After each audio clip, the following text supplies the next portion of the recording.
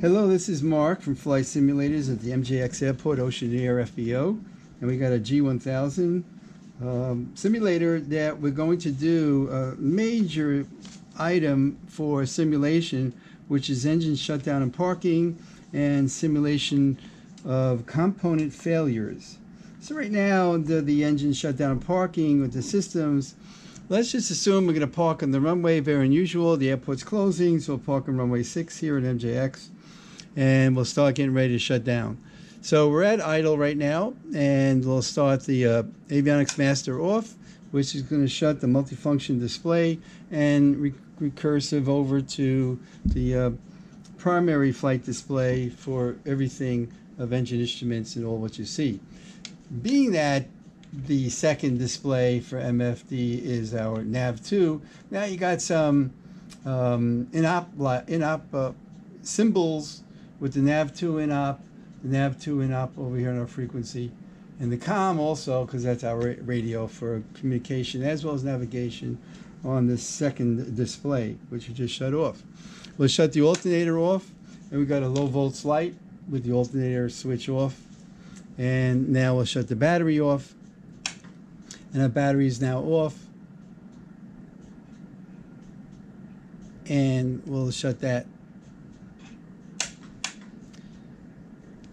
engine off for that. That's great. And we have our lights to have the oil pressure, low volts, and the low vacuum lights also showing that in a crew alert system that all of that is off. So that's great. There you go for our shutdown. But we wanted to put the master back on. We want to start the engine and come back on. Now that we did start the engine, we still got low volts because of our alternator off. Our low vacuum went away because now the engine is running, producing vacuum from the engine-driven vacuum pump. And we got all of that great installed. So welcome to the shutdown and start on the ground. Our parking brake has been set the whole time. So let's go through the rest of the list to now go through the simulation of failures of the following. Let's go to oil pressure failure for the engine and the accessories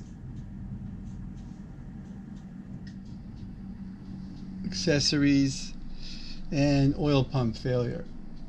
So on the oil pump failure, let's get that alternator on and get the multifunction display on.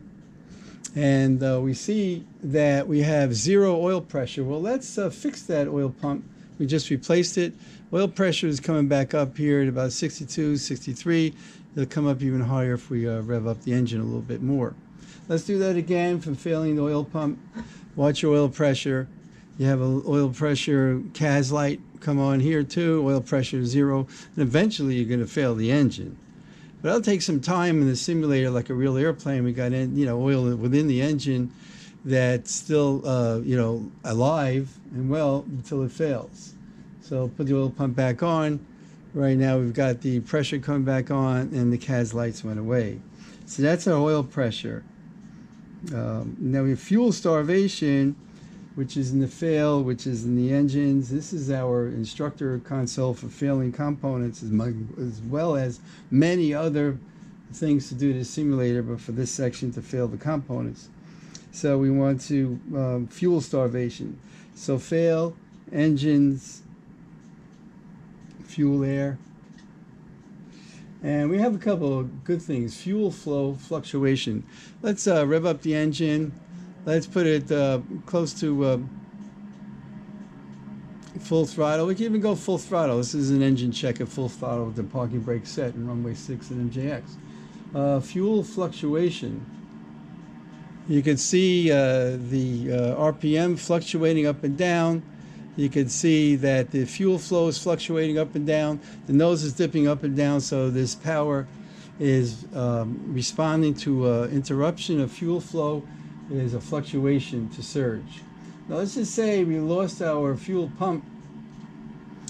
We know this is normally gravity feed, but let's do a fuel pump failure, and we'll do it right now. That's it. We lost the engine. The fuel pump failed, and that produced all our crew alert lights all over again for that. So let's fix the fuel pump. Yeah, the mechanic came back out, fixed that. Yeah, how come it doesn't run? Well, we have to start the engine, don't we? So let's come it back a little bit towards idle, and let's go to start. Let's go to both, and now we're running. Idle back up to 1,000 thereabouts. That's good enough. Mixture's rich. Props are forward, and everything is great. So now we're back up after a simulation of starvation, fluctuation of the fuel pump failure in that. So that's great. Okay, previous video, by the way, we did an in-flight fuel starvation and engine start in flight. So that was pretty cool. Go find that video in my bank of videos to look at the description of that. Okay, the next one is alternator and generator failure, and we can do that from the instructor console for failure. This one is going to be systems, and we're going to go electrical, and we want to go to generator. So this is without touching any switches, and that's the point. That lets the background generator off failure, and that's low volts. All of a sudden you're flying around, all the switches on your instrument panel look good, everything is on, but all of a sudden you get into low volts, and you're also looking at there's nothing charging over here, right? The battery is in a minus discharge. Ooh, something's going on. So let's fix that generator. And the CAS lights went off. Now the battery is coming alive, and there is the amps, and now everything is positive, and that is that failure for the alternator. Vacuum pump. Let's fail that instrument. So we have fail, we have instruments, we have sensor, and then vacuum pump. And we'll do the vacuum pump one. On the vacuum pump, we got the low vacuum now. And also notice on the standby vacuum driven attitude indicator, ooh, that's got the indicator that's off. Right, because that's powered by the engine vacuum pump. So let's fix that vacuum pump. The mechanic came back out, put a screwdriver to it, and fixed the vacuum pump. The CAS lights went away.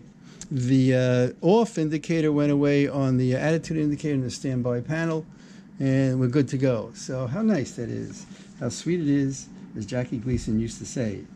All right, so we have that's good. So the next failure we'll do is the electric flight deck malfunction.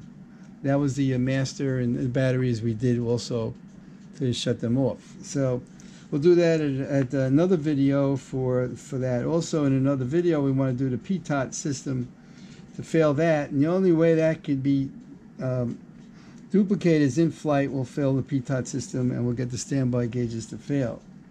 The other parts will be the AHRS and the electronic display from another video.